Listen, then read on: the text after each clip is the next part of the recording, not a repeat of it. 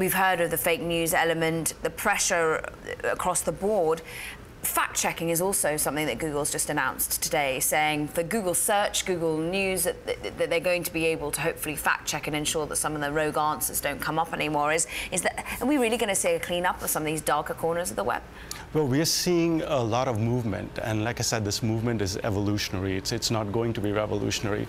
But what's interesting is, to your point, Bob, this is a blessing in disguise for digital video advertising, because video advertising has not moved away from TV as quickly as anticipated as compared to some other platforms. And one of the bigger problems was this: brand safety, measurement, classification, things like that. If they come up with a standard solution with machine learning, with Media Rating Council audits, or whatever intermediaries they involve, if there's a standard set, then the code is cracked on video advertising. Once the code is cracked, then you enter hypergrowth longer term.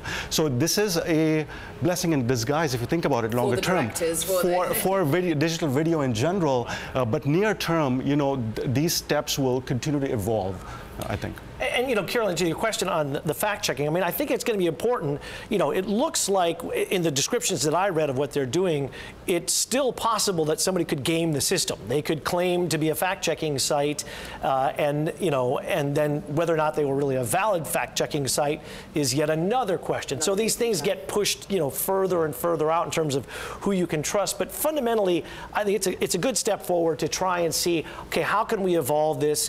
People are no longer simply going to be able to blatantly rely on what it is that they've seen, and there'll be a little more checks and balances in place.